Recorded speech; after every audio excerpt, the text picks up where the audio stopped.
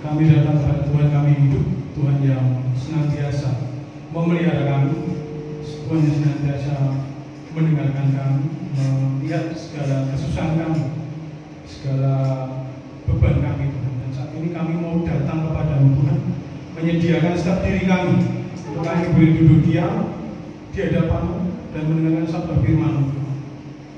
Berikan pada kami telinga seorang murid yang mau mendengar, dan kami boleh diubah. Kami percaya firman, di mana 2 atau 3 orang berkumpul di dalam nama, maka Kau berkenan hadir di tengah kami. Dan saat ini kami menghargai, kami menghormati kehadiran-Mu di antara kami. Dan kami mau Tuhan, tidak satu pun dari kami dilewati begitu saja oleh berkat. Berkati kami, sehingga kami boleh mendapatkan sesuatu dari sabda firman Tuhan yang akan disampaikan pada siang hari ini. Tuhan kami di bawah kaki-Mu, sekiranya suara-Mu saja yang boleh didengar oleh setiap jemaat di tempat ini. Kami bersatu hati menolak setiap roh, setiap apapun yang bukan berasal dari-Mu di dalam nama Tuhan Yesus.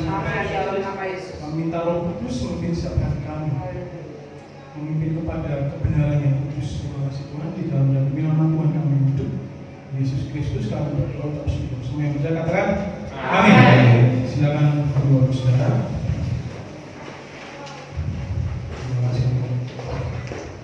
Musik siap musik memimpin ibadah sesi hari ini. Baik, kita masuk dalam sesi 2 ya. Jadi kalau saya berikan sesi seperti ini berarti beda dengan yang tadi pagi ya. Tapi saling melengkapi. Kita buka dulu di dalam Ulangan 5 ayat 20. Ulangan 5 ayat 20.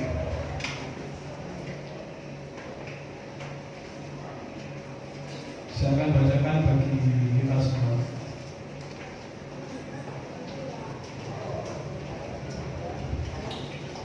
Jangan mengucapkan saksi dusta tentang sesamamu.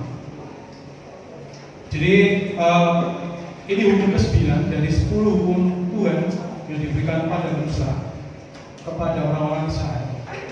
Dan sekarang gereja harus menghidupi atau hidup di dalam hukum ini juga, karena tanda perjanjian baru di dalam Yeremia 31 ayat 31 sampai 33 adalah Tuhan menuliskan Torahnya atau hukum Taurat itu di dalam hati. Jadi bukan lagi di dalam dua batu, tetapi di dalam hati. Kalau di dalam hati berarti mau tidak mau kita tidak bisa menghindar, betul ya? Hukum Tauratnya Tuhan itu di dalam hati. Itu tanda perjanjian baru. Jadi kita semua terikat dengan hukum yang sama yang mengikat orang Israel ya. Sama, karena kita sama-sama umat Tuhan. Di relasi kita dengan Tuhan atau hubungan kita dengan Tuhan itu sama-sama dibangun di atas perjanjian, dan kita sama-sama diberikan hukum yang sama.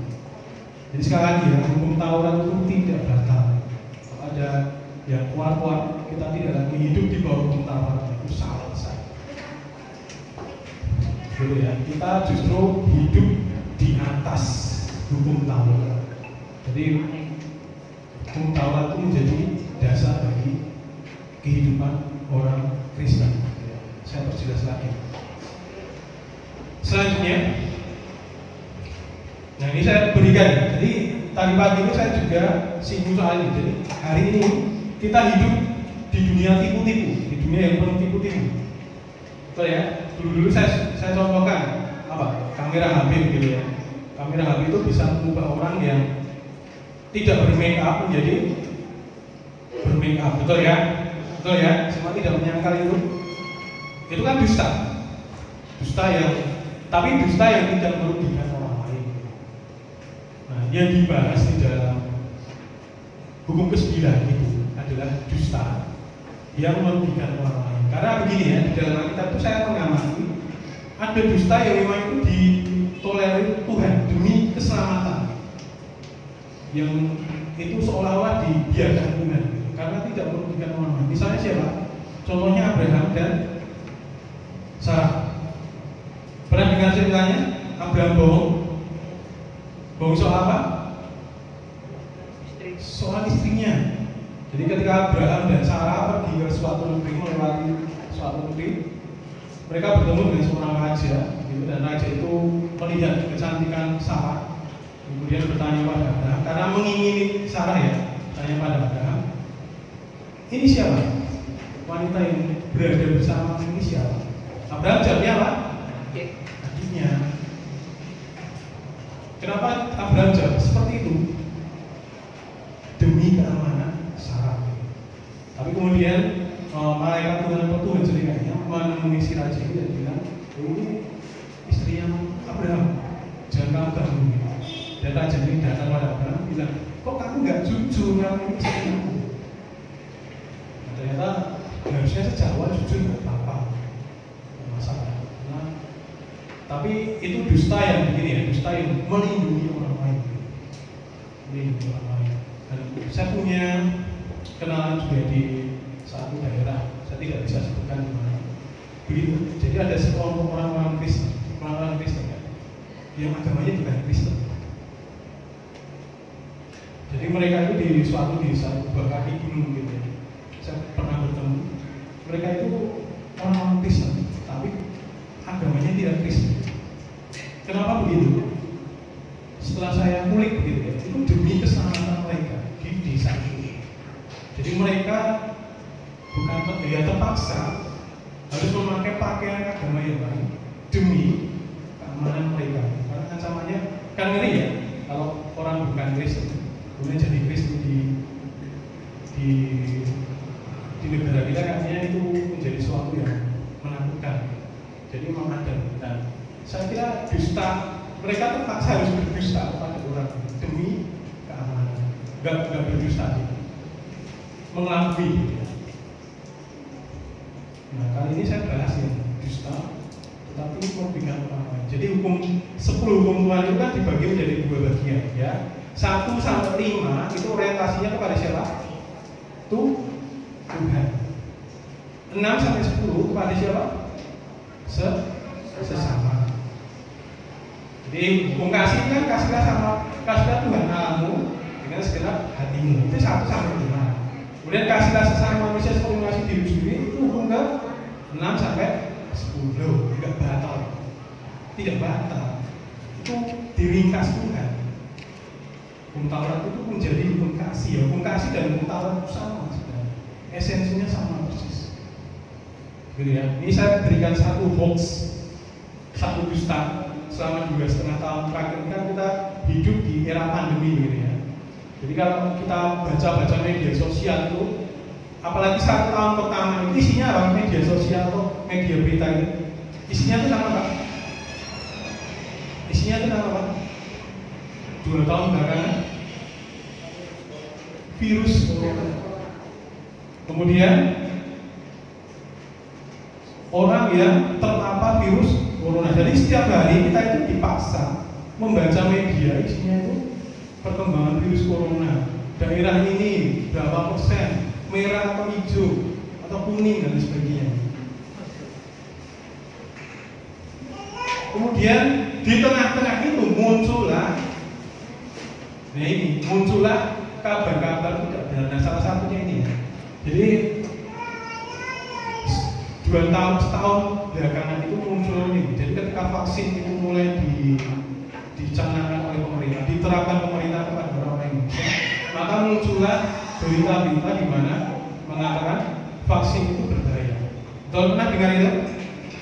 Vaksin itu berbahaya, bisa membunuh.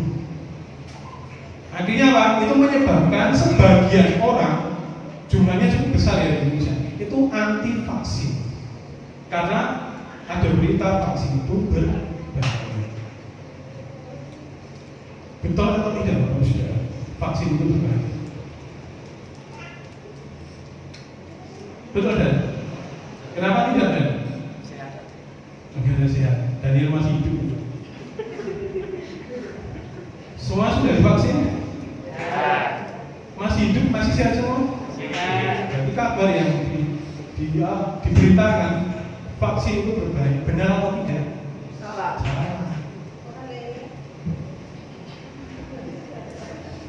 Selanjutnya, maka muncullah ini cukup lucu ya. Banyak orang divaksin tapi melupakan hal lain. Macet. Jadi belakangan itu kita dipaksa untuk mendengarkan begitu banyak berita. Jadi yang membuat orang susah di era pandemi ini bukan coronanya, bukan virusnya, tetapi apa? Beritanya betul. Yang membuat orang menderita di era pandemi ini justru beritanya. Kita dicekoi, mau tidak mau ya, dicekoi berita-berita yang entah itu benar atau salah. Pokoknya kita libas semua. Apalagi kalau ada keluarganya atau dirinya itu terpapar virus corona, apapun alternatif obat yang diberikan gitu, dia terima-terima aja. Nah ini ada balasannya. Jadi ini tweet balasannya begini ya. Gak usah sok-sokan aku mikir ada kandungan apaan di dalam vaksin. Lu makan mie ayam pakai saus botolan yang banyak pakai pewarna tekstil sama tomat busuk aja tetap lahap makannya.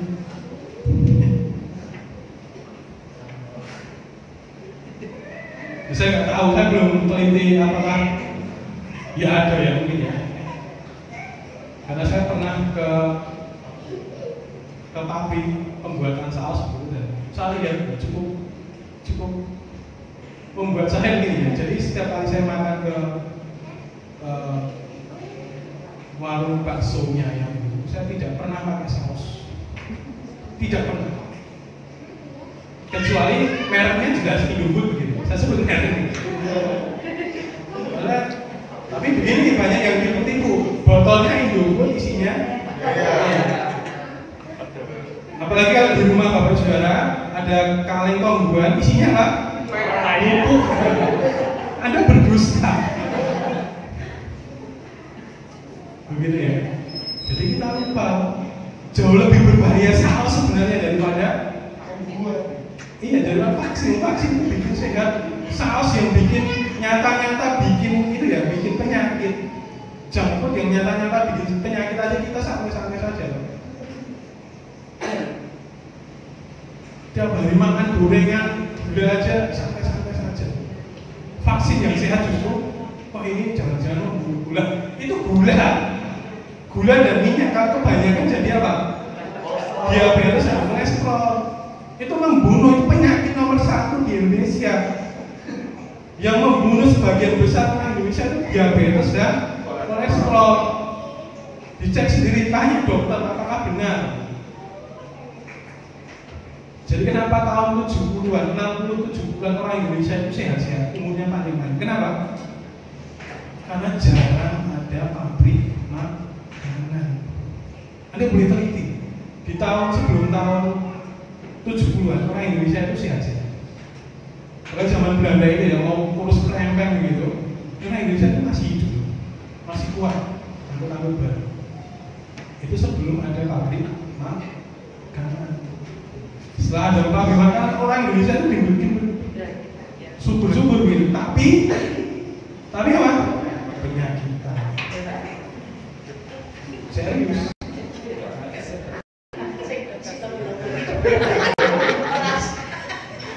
Saya itu juga ini ya, overweight. Saya itu 10 kilo, jadi kelebihan 10 kilo. Saya sudah berusaha menurunkan overweight. Jadi tinggi badan kurangi 100 itu maksimal ideal. Jadi misal saya 180, harusnya berat saya itu maksimal 80. Tapi hari ini saya hampir 1 kuintal. Saya turun itu susah sekali, lebih mudah Pak naik daripada turun. Merasa saya diberkati karena naik. Ya Anda sedang menuju kematian ini. Kok diberkati gimana? Jangan kira orang kurus itu tidak diberkati ya. Secara kesehatan orang kurus itu justru lebih diberkati. Bersyukurlah yang kurus. Ada justru diberkati.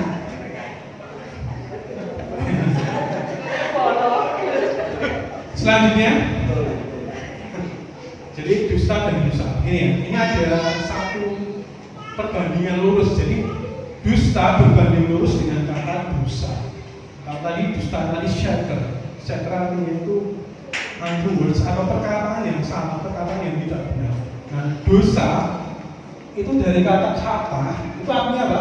Gagal atau belok atau menyimpang.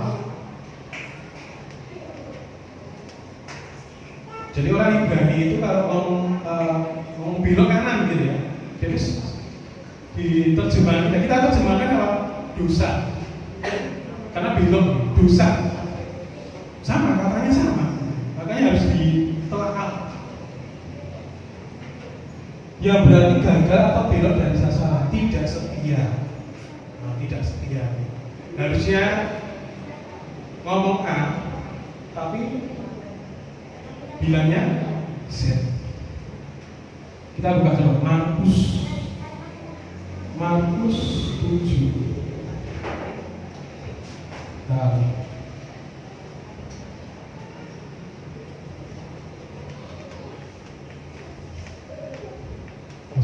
kita lanjutkan saja. Kemudian kita buka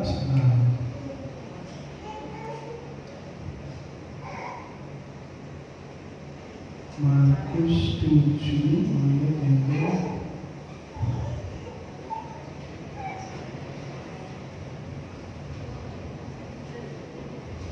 kita skip dulu nanti.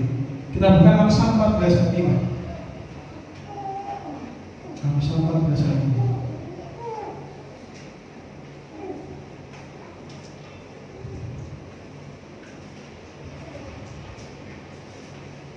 Saya akan bacakan. Saksi yang setia tidak berbohong. Tetapi siapa menyemburkan kebohongan adalah apa? Saksi dusta. Kemudian kita lihat 1 Timotius 4 ayat 1 sampai 2.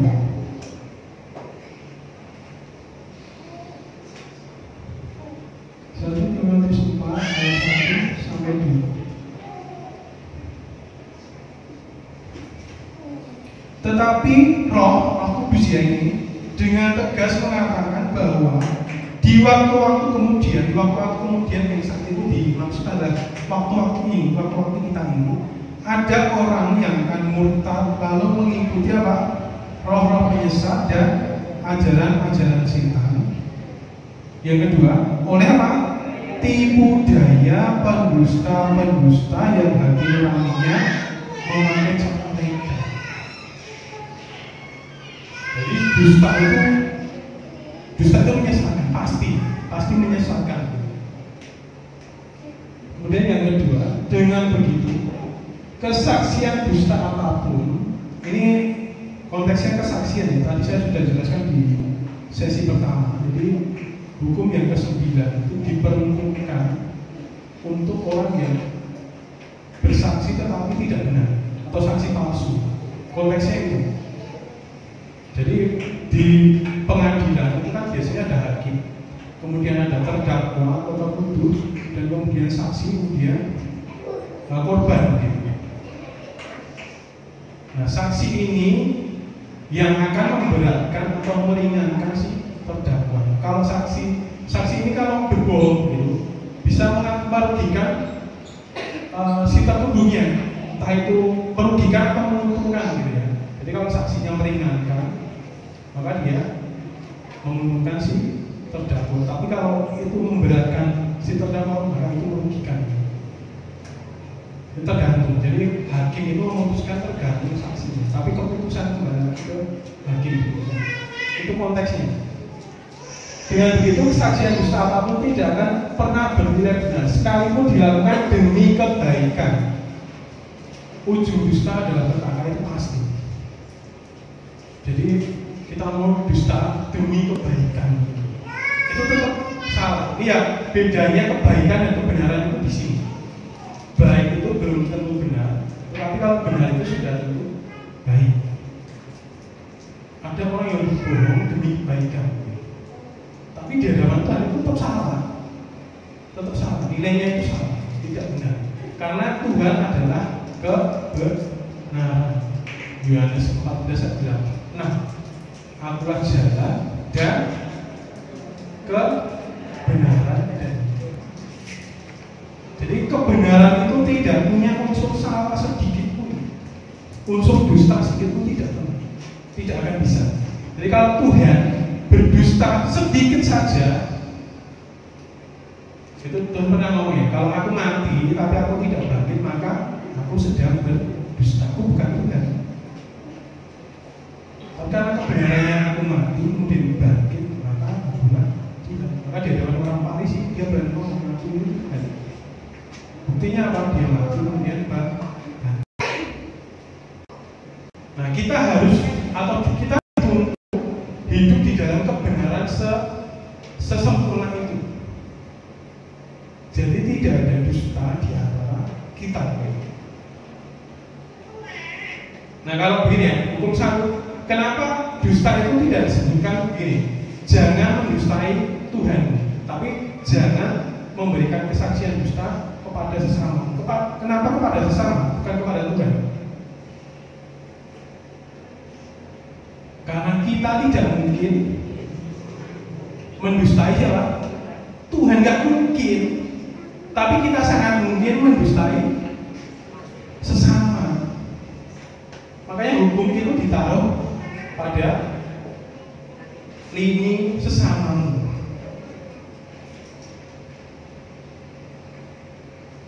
Tadi saya juga jelaskan dari mana mulanya dosa itu. Dari awal kejadian itu. Kalau mau cari dari mulanya awalnya itu siapa? Selidiki kita kejadian itu semua, cerita permulaan semua ada di sini. Tak terkecuali dusta. Dusta yang membuat seluruh manusia di muka bumi ini terkutuk, lahir di dalam kutuk, lahir di dalam dosa. Kejadian 3. Tuhan mau pohon di tengah taman ini jangan kamu makan. Iblis ngomongnya apa? Boleh kok. Pohon di tengah itu dimakan boleh kok. Maka yang terjadi adalah manusia mati. Jadi konsekuensi dusta adalah apa? Adalah apa? Mati. Itu disebutkan di Wahyu 21 ayat 8 gitu ya. Orang-orang sundal, orang-orang penyembah berhala, pemburit, banci masuk ke dalam kerajaan Satan atau masuk ke dalam dapur perapian, masuk ke dalam neraka. Itu disebutkan. Jadi orang-orang pendusta itu konsekuensinya gede, gitu ya. Kemudian selanjutnya, nah ini dosa itu dosa, jangan ditawar menjadi kebenaran. Di hadapan Tuhan dosa itu dosa. Titik, jangan ditawar. Aku kan berbohong demi kebaikan. Maka bohongnya cuma sedikit begitu ya. Seringkali kan begitu. Aku kan bohongnya nggak banyak, cuma sedikit. Itu pun demi kebaikan. Nah, seringkali kita meremehkan yang namanya apa? Dusta, bohongan. Maka ingatlah ayat, barang siapa setia kepada perkara kecil, maka dia dipercayakan kepada perkara yang besar. Itu nggak hanya untuk berkah, itu dosa itu demikian. Kebohongan besar dimulai dari kebohongan kecil. Anak sekali berbohong, nggak ketahuan, maka dia akan melanjutkan kebohongan kedua dengan ukuran yang lebih besar. Nggak ketahuan lagi, maka lanjut lagi sampai seterusnya dan akhirnya menjadi apa? Pembohong.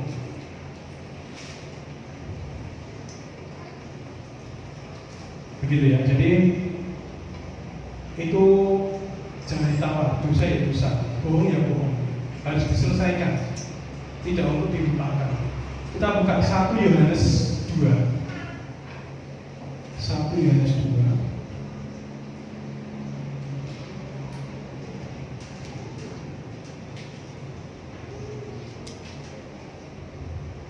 Ayat 21 sampai 23. Saya akan bacakan. Aku menulis kepadamu bukan karena kamu tidak mengetahui kebenaran, tetapi justru karena kamu mengetahuinya, dan karena kamu juga mengetahui bahwa tidak ada dusta yang berasal dari apa? Kebenaran. Siapakah pendusta itu? Bukankah dia yang menyangkal bahwa Yesus adalah Kristus? Dia itu adalah anti-Kristus, yaitu dia yang menyangkal baik Bapa maupun Anak. Sebab barang siapa menyangkal Anak, ia juga tidak memiliki Bapa. Barang siapa mengaku Anak, ia juga memiliki Bapa. Jadi pendusta-pendusta yang dimaksud, terutama adalah mereka yang tidak mengakui kebenaran, tidak mau mengakui kebenaran bahwa Yesus adalah siapa? Kristus. Kristus itu artinya Mesias. Bahwa Yesus adalah Mesias. Maka itu pendusta pertama yang akan dibuang ke dalam lautan api. Saya jamin, karena dia menolak siapa? Menolak siapa? Yesus. Dan pendusta seperti itu calon untuk dibuang ke dalam lautan api. Tahu Yesus adalah Tuhan, tetapi tidak mau menerima Yesus adalah Tuhan. Nah sama loh. Saya lupa di mana ada bunyi seperti ini. Kalau kamu tahu itu benar, tetapi kamu tidak melakukan, maka itu adalah apa? Dosa. Betul ya? Kalau kamu tahu sesuatu itu benar, tapi kamu tidak melakukan, maka itu adalah dosa. Jadi jangan banyak tahu, supaya jangan banyak dosa. Itu logis ya. Anda semakin tahu firman Tuhan, semakin tahu dosa. Serius. Makin tidak enak itu Yesus apa-apa kok salah. Makanya jadilah orang bodoh. Gak tahu. Akhirnya yang bersumberkan. Jadi ikut Yesus. Semakin tahu, semakin kenal Yesus, semakin kenal dosa. Saya jamin. Itu konsekuensi logis Anda mengikut Yesus. Oke, kalau nggak mau susah jangan banyak tahu, jangan mau kenal Yesus. Tapi siap-siap di Matius 7 itu, aku tidak kenal kamu, bisa mata aja ya. Mending saya menderita di dunia ini daripada nanti ujung-ujungnya saya tidak dikenal Yesus. Selanjutnya, nah ini bentuk dosa. Kenapa saya mulai dari nomor 9? Karena nomor 1 dan 8 itu ada di sesi 1. Jadi nanti kalau mau tahu nomor 1 sampai 8 silakan lihat di YouTube. Saya bagi jadi 2. Bentuk dosa 9 pembenci sesama. Kita buka di dalam 1 Yohanes 4 ayat 20. 1 Yohanes 4 ayat 20. Saya akan bacakan bagi kita semua. Jika ada seseorang berkata, aku mengasihi Tuhan, mengasihi Allah, dan ia membenci saudaranya, maka ia adalah pendusta. Karena barang siapa tidak mengasihi saudaranya yang dilihatnya, tidak mungkin mengasihi siapa? Tuhan yang dilihatnya. Jadi kalau sama orang saja yang nampak, yang kelihatan mata, itu tidak bisa mengasihi. Logikanya tuh nggak mungkin kamu bisa mengasihi aku yang tidak kelihatan gitu. Betul ya? Kalau yang sama yang kelihatan saja tidak takut, apalagi dengan aku yang nggak kelihatan, nggak dianggap. Itu logikanya Tuhan begitu. Jadi bukti konkret kita mengasihi Tuhan adalah mengasihi siapa? Sesama. Itu logikanya Tuhan. Gak bisa kita dalam mujizat aku mengasihimu, tapi buktinya tidak ada. Mana kasihmu kepada sesama itu mana? Nubuat boleh berlalu, bahasa Allah boleh lenyap, tapi kasih Tuhan tetap selamanya. Yang terbesar adalah iman, pengharapan, dan kasih ya apa? Yang terbesar dari ketiga itu kasih. Ada imanmu kecil nggak apa-apa, pengharapanmu bahkan tidak ada nggak apa-apa, tapi kamu tidak punya kasih, fatal. Tidak layak masuk ke dalam perjamuan kudusnya Tuhan. Tidak layak dibela Tuhan. Gitu ya. Yang ke-10, bentuk dusta adalah ajaran palsu atau sesat. Kita buka 2 Petrus 2:1. 2 Ini alasannya kenapa saya banyak ayat ya kalau menyampaikan renungan seperti ini. Alasannya ini 2 Petrus 2:1. Sebagaimana nabi-nabi palsu dahulu tampil di tengah-tengah umat Tuhan, demikian pula di antara kamu akan ada apa? Guru-guru palsu. Mereka akan memasukkan pengajaran-pengajaran sesat yang membinasakan. Bahkan mereka akan menyangkal penguasa yang telah menebus mereka, dan dengan cara demikian segera mendatangkan kebinasaan atas diri mereka sendiri. Jadi itu sudah dibuatkan. Nah, kapan datangnya? Ya di era kita ini sudah lama. Nabi-nabi palsu itu sudah ada sejak perjanjian lama. Pengajaran-pengajaran palsu itu sudah ada sejak perjanjian baru. Nah, hari ini kita hanya mengikuti, dan kita harus berhati-hati mana ajaran asli Tuhan, mana ajaran palsu. Sama-sama mengajar gitu. Dan di mana diajarkan itu? Pasti di gereja. Ini bicara soal gereja, soal pengajaran di dalam gereja. Hanya ada 2 jenis pengajaran. Satu pengajaran asli, 2 pengajaran palsu. Maka ujilah setiap yang mengajar Bapak Ibu Saudara. Ujilah. Itu tanggung jawab Bapak Ibu Saudara masing-masing. Jadi setiap pengajar itu hendaknya harus diujilah segala sesuatu. Yang ke-11, Mesias palsu dan antikristus tadi sudah ya. Jelas itu Yesus saja itu ada kambingnya. Yesus kambing, Yesus palsu. Kemudian yang ke-12, berkata-kata tetapi tidak melakukan. Nah, kita buka ini Bilangan 23 ayat 19 ini ya. Kalau janji itu ya ditepati.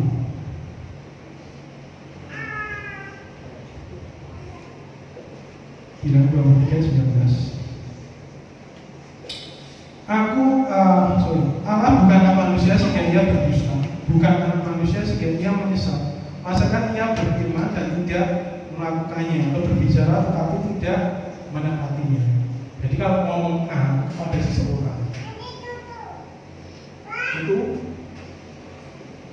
harus dilakukan supaya tidak punya hutang. Jadi Anda kalau mau berikan sesuatu kepada si A, tetapi tidak melakukannya, Anda sedang berhutang.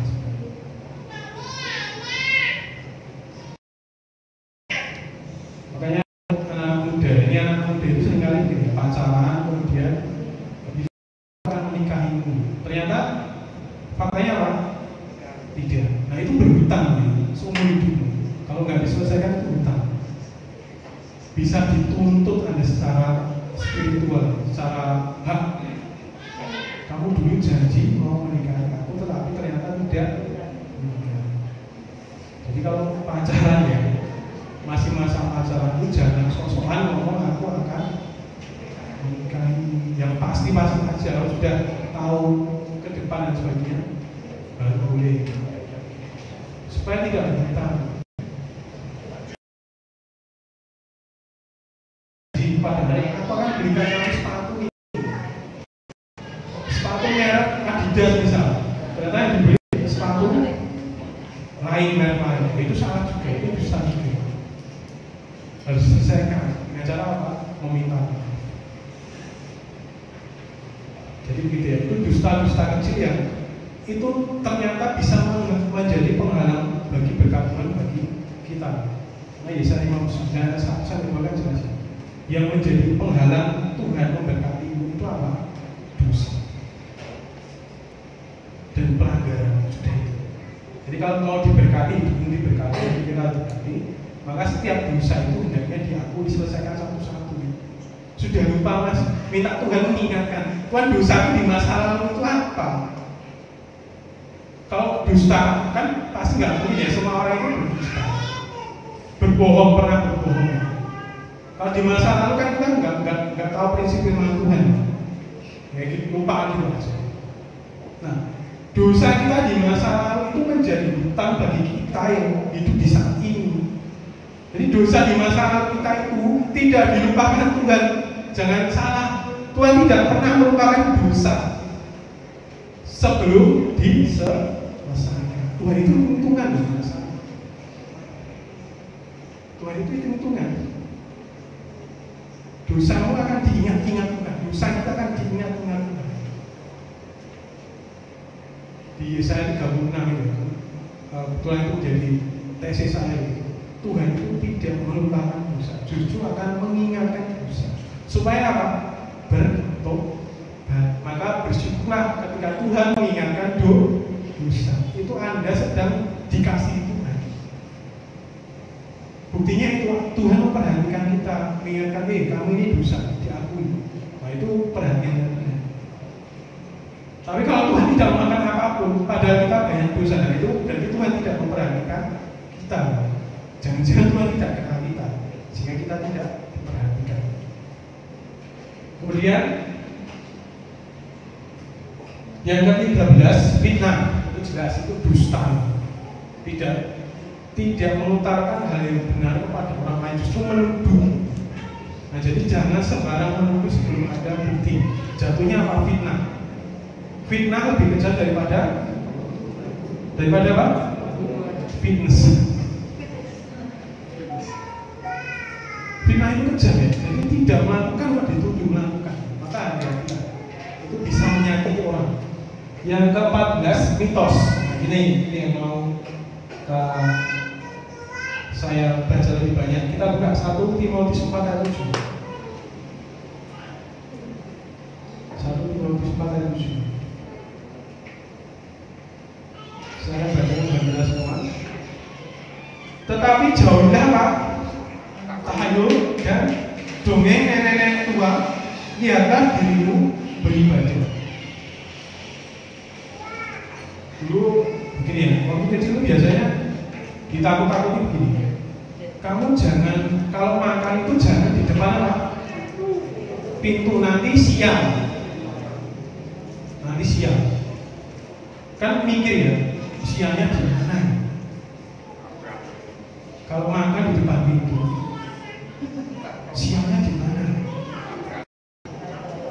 Terus kalau makan, makananmu nggak habis, nanti ayammu, saya nggak punya ayam.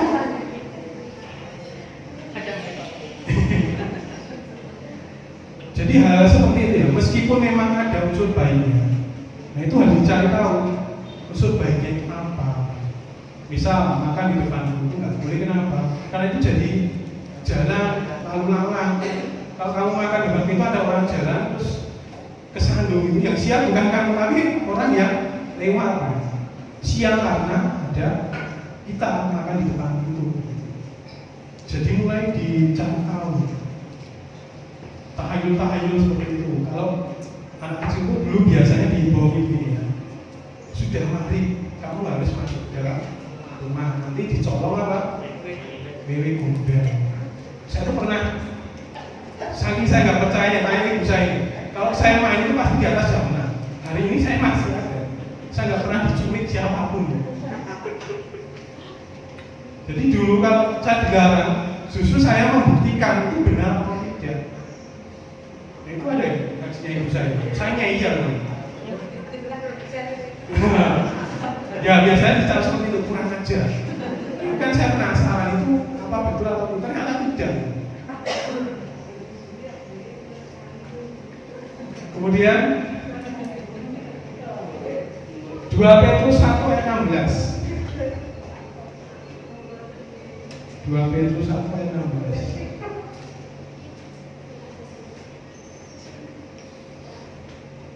Saya akan bacakan. Sebab kami tidak mengikuti apa? Dongeng-dongeng isapan jempol manusia. Ketika kami memberitahukan kepadamu kuasa dan kedatangan Tuhan kita, Yesus Kristus sebagai Raja, tetapi kami adalah saksi mata dari kebesarannya. Dongeng-dongeng di sini bukan maksudnya dongeng anak kecil si kancil dan si buaya, bukan ya. Dongeng-dongeng di sini artinya mitos, mitologi, mitos-mitos.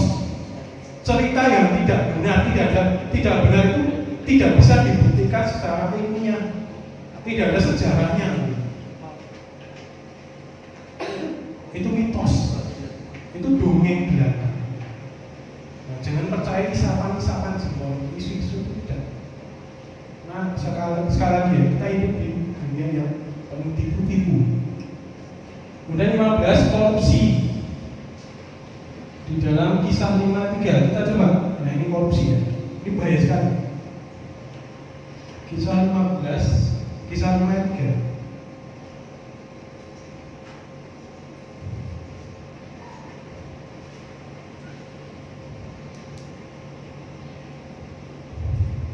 Tetapi Petrus berkata, Ananias, mengapa hatimu dikuasai iblis, sehingga engkau mendustai Roh Kudus dan menahan sebagian dari hasil penjualan tanah itu.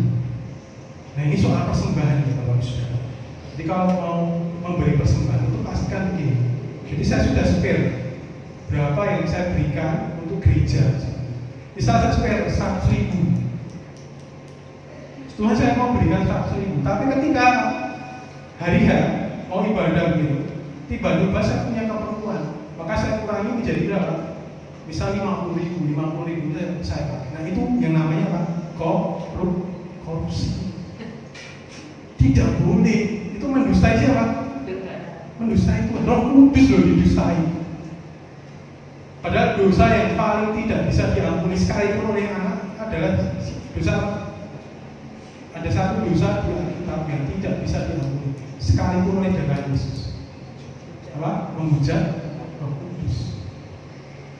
Wali-wali ini menghujat Roh Kudus. Itu dosa level up.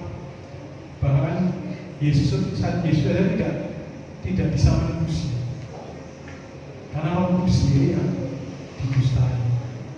Padahal yang membuat orang bertobat menerima Yesus itu siapa? Roh Kudus. Makanya tidak bisa diampuni karena dia tidak mungkin menerima salib. Maksudnya di situ. Begitu ya. Jadi mendustai Roh Kudus. Dan tadi di sesi 1 tadi ada, saya bahas sedikit tentang roh dusta. Kita baca ya, coba. Dua raja-raja.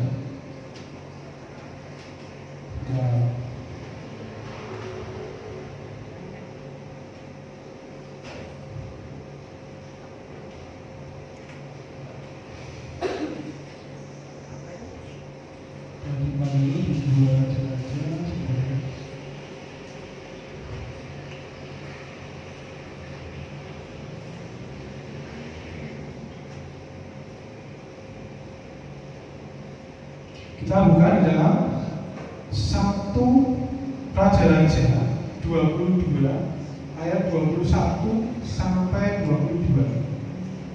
1 Raja-Raja 22 ayat 21 sampai 22. Beginilah firman Tuhan. Kemudian tampillah suatu roh lalu berdiri di hadapan Tuhan. Kemudian ia berkata, aku ini akan membujuknya. Terus Tuhan tanya kepada dia, dengan apa kamu membujuknya? 22, aku akan keluar dan menjadi roh apa? Roh dusta dalam mulut semua nabinya. Ia berfirman, biarlah engkau membujuknya dan engkau akan berhasil pula. Keluarlah dan berbuatlah demikian. Jadi ketika seseorang berdusta, teorinya begini, ada roh dusta di dalam dirinya. Roh setan, roh jahat yang tugasnya itu spesifik apa? Membuat atau membujuk orang berdusta. Jadi gampang. Apakah saya kerasukan setan atau tidak itu sebenarnya nggak perlu sampai ini ya, nggak perlu sampai heboh itu.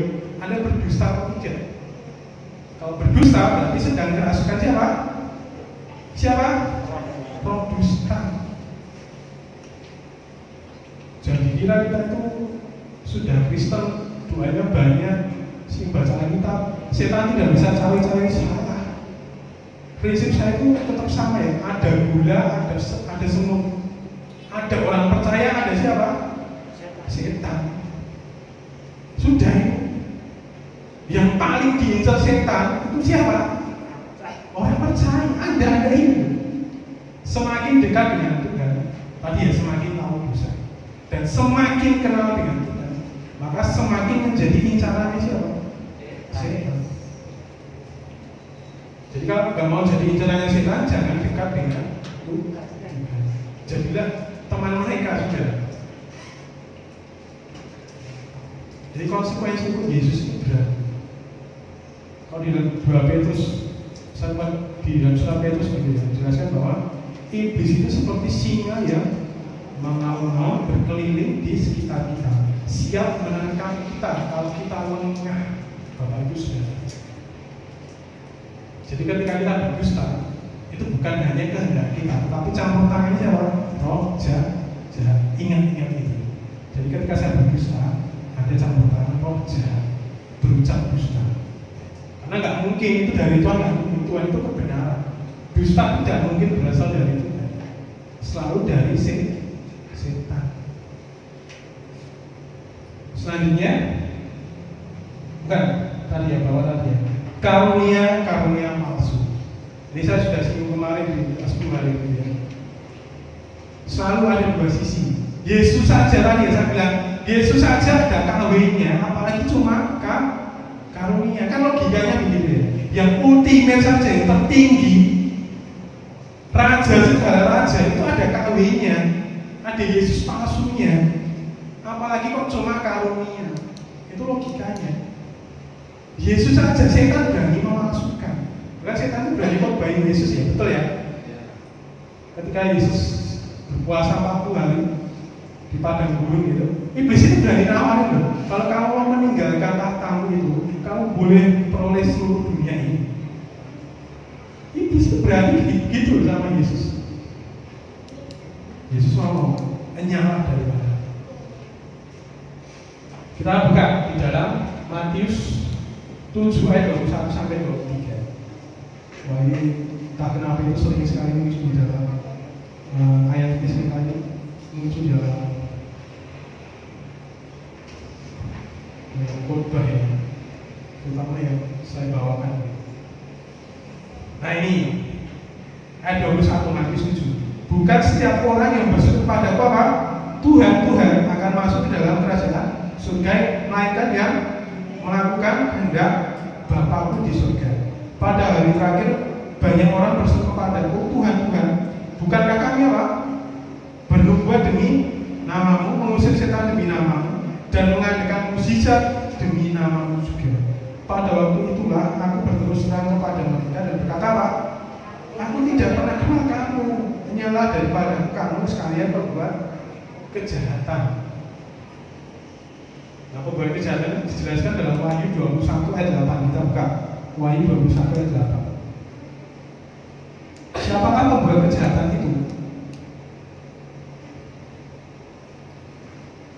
Kita baca bersama Wahyu 21 ayat 8. 3, 2, 1. Tetapi orang-orang yang penakut, orang-orang yang tidak percaya, orang-orang keji, orang-orang pembunuh, orang-orang sundal, tukang-tukang sihir, penyembah-penyembah berhala, dan semua pendusta, mereka akan mendapat bagian mereka di dalam lautan yang menyala-nyala oleh api dan menyerang. Inilah kematian kekal, kata saudara. Jadi pendusta itu dinot, semua pendusta itu banyak sekali. Siapakah? Ya, itu ya, sepertiga malaikat yang jatuh itu. Di Wahyu itu dituliskan sepertiga malaikat yang jatuh. Itu adalah iblis gitu ya. Jadi iblis itu sebenarnya adalah, atau setan itu sebenarnya adalah malaikat yang terjatuh. Dan semua orang yang berdusta, mereka akan mendapat bagian di dalam lautan api yang menyala-nyala. Nah ini kebenaran. Kalau bapak ibu saudara menolak ini, berarti menganggap Tuhan berdusta. Tidak akan pernah mengakui bahwa Kristus adalah Yesus adalah Kristus. Dan makanya menolak firman sama dengan menolak siapa? Tuhan.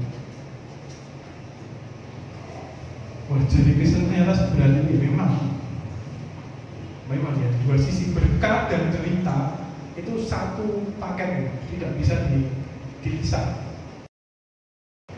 Selanjutnya di 2 Tesalonika 2:9. 2 Tesalonika 2 ayat 9. Saya akan bacakan. Kedatangan si pendurhaka ialah pekerjaan iblis dan akan disertai rupa-rupa perbuatan ajaib, tanda-tanda, dan mujizat-mujizat palsu. 10. Dengan rupa-rupa tipu daya atau dusta terhadap orang-orang yang harus binasa karena mereka tidak menerima dan mengasihi kebenaran yang dapat menyelamatkan mereka. Jadi nanti semua akan dipisah, mana orang percaya, mana pendusta. Nah, si pendusta ini akan disesatkan oleh siapa? Oleh iblis, oleh setan. Itu teorinya begitu. Nanti kita buktikan sama-sama ya. Selanjutnya, kesimpulannya, Tuhan adalah sumber kebenaran. Tadi ya, di ayat 14 ayat 6, akulah jalan dan kebenaran hidup. Titik. Di dalam kebenaran Tuhan semua harus apa adanya. Kita buka Matius 5:37. Semua harus apa adanya. Kita baca bersama 3, 2, 1. Jika iya, hendaklah kamu katakan apa? Ya. Jika tidak, hendaklah kamu katakan apa? Tidak. Apa yang lebih daripada itu berasal dari siapa? Si jahat. Jadi hanya ada dua jawaban, iya dan tidak. Nah, ini biasanya yang sulit ya, jujur kepada terutama pasangan gitu, atau kepada anaknya, takut menyakiti. Kalau jujur saya menyakiti hatinya. Tapi kalau ya betul sih, kalau jujur berpotensi menyakiti hati. Tapi kalau bohong bisa saja membinasakan siapa? Dirinya sendiri. Nah, Anda pilih menyakiti atau binasa? Kalau sakit itu pasti ya, konsekuensi dari kejujuran itu adalah sakit. Nah, makanya perlu adanya kasih itu di situ. Kasih pada sesama itu tujuannya itu untuk menerima hal-hal buruk yang terjadi karena melakukan dirinya Tuhan. Konsekuensinya apa? Sakit lagi, terluka, sakit dan lain sebagainya. Pasti ya. Supaya datang shalom, kita buka Zakaria 8 ayat 16-17.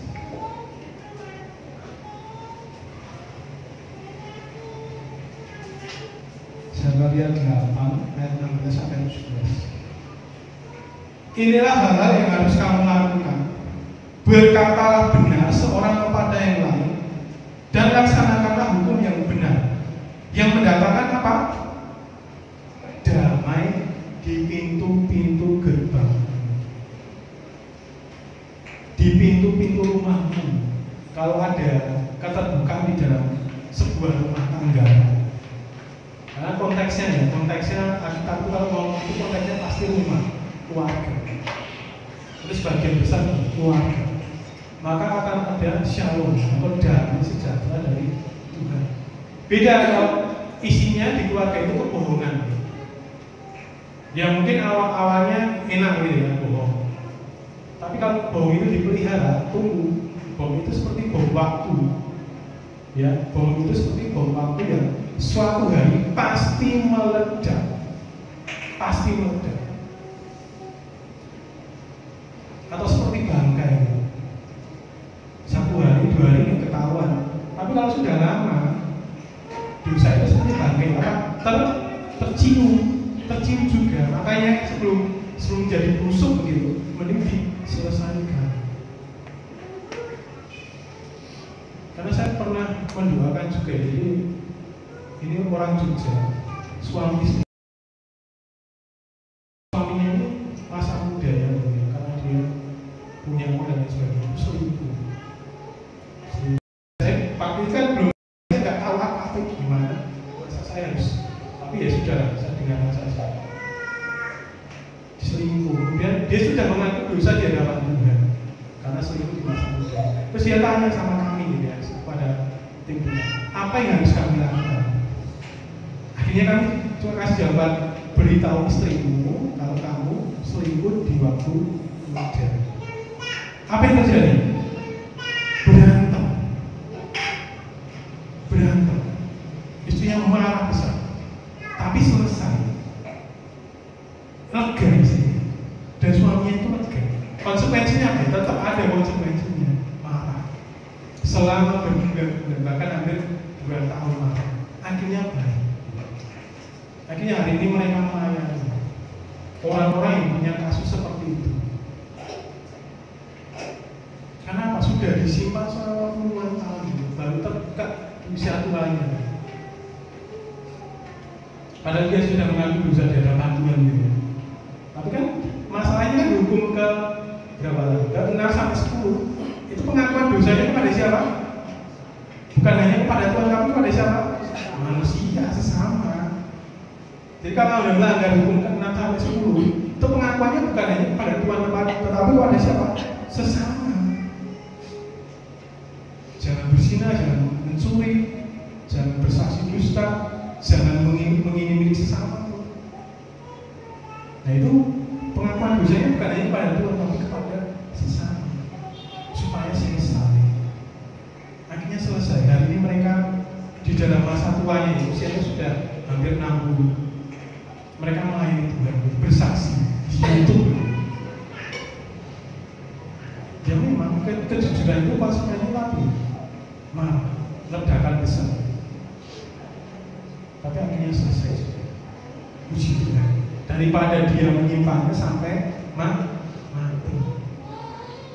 Setelah mati apa? Dimintai pertanggungjawaban kepada Tuhan. Wah itu yang mereka Tuhan tidak bisa membela, karena kamu masih hidup belum menyelesaikan. Tuhan tidak bisa membela. Itu prinsipnya begini. Jadi selama masih hidup dan berpotensi melakukan dosa, maka selesaikanlah itu satu demi satu. Apapun kesalahannya itu coba diakui di depan Tuhan. Pasti ada perubahan, pasti ada perubahan, pasti. Saya pastikan. Karena penghalangnya itu kok, penghalang utama berkat itu dosa itu. Makanya saya kalau mau kunci berkat itu bukan 7 kunci berkat di dalam di Alkitab dan sebagainya, tidak. Kunci berkat itu cuma satu, selesaikan dosaku di dalam Tuhan sudah. Itu kunci berkat. Karena apa? Itu penghalangnya kita buka. Maka datanglah berkat Tuhan. Harusnya. Coba Bapak Ibu baca di dalam Perjanjian Lama sampai Perjanjian Baru. Perjanjian Lama terutama ketika bangsa Israel berdosa, maka yang terjadi adalah Tuhan mendatangkan apa? Hukuman, betul ya? Tapi ketika mereka mengaku dosa di dalam Tuhan, maka Tuhan mendatangkan apa? Berkat. Sudah itu sebenarnya kunci berkat itu. Percaya atau tidak ya? Coba dipraktikan. Makanya untuk membuktikan percaya atau tidak itu harus dipraktikan. Saya sampai hari ini tuh mempercayai mukjizat itu sebagai teori semata, karena saya belum membuktikan mukjizat itu benar-benar, terutama untuk kesembuhan gitu. Saya belum pernah melihat dengan mata kepala saya sendiri. Saya ini sudah percaya, iya, saya percaya Tuhan bisa melakukannya. Tapi kalau saya, gitu, saya belum sepenuhnya melihat. Gitu. Makanya firman yang hidup itu perlu bukti yang hidup, perlu pengalaman itunya. Pengetahuannya sudah, ya, tapi pengalamannya mana? Katanya Tuhan memberkati, kok hidup saya tidak diberkati? Nah, itu perlu dicari tahu hal-hal seperti itu.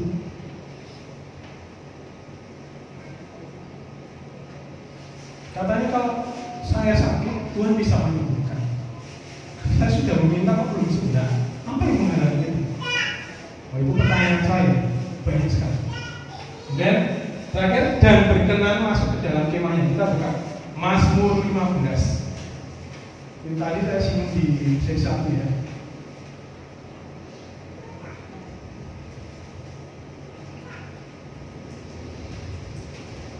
Kita baca bersama.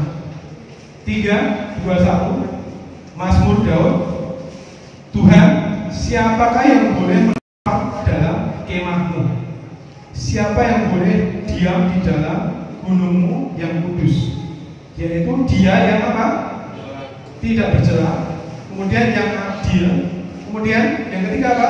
Dan yang mengatakan apa?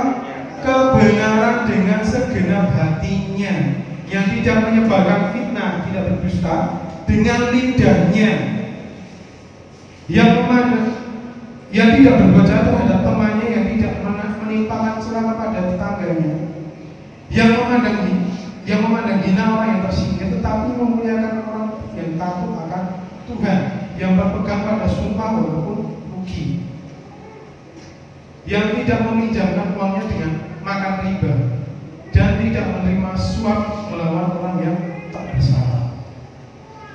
Jadi penghuni kemah Tuhan, calon penghuni kemah Tuhan adalah mereka yang hidup di dalam kebenaran, termasuk mengucapkan kebenaran, gitu ya. Itu sudah disebutkan jelas oleh Daud di ayat yang kedua, gitu ya. 2 yang C, dan yang mengatakan kebenaran dengan segenap hatinya. 3A, yang tidak menyebarkan fitnah dengan lidahnya. Selanjutnya, sekecil apapun dusta selalu membawa petaka, tetapi kejujuran selalu membawa hidup. Kejujuran itu selalu membawa hidup. Kebohongan itu selalu membawa petaka. Kejujuran itu selalu membawa hidup. Jadi peganglah prinsip sederhana. Kebohongan selalu membawa kutuk. Kejujuran selalu membawa apa? Berkat. Selalu membawa berkat. Gitu ya. Amin. Mari kita tutup kitab kita. Saya ajak semua untuk bagi berdiri, pemain musik yang maju ke depan.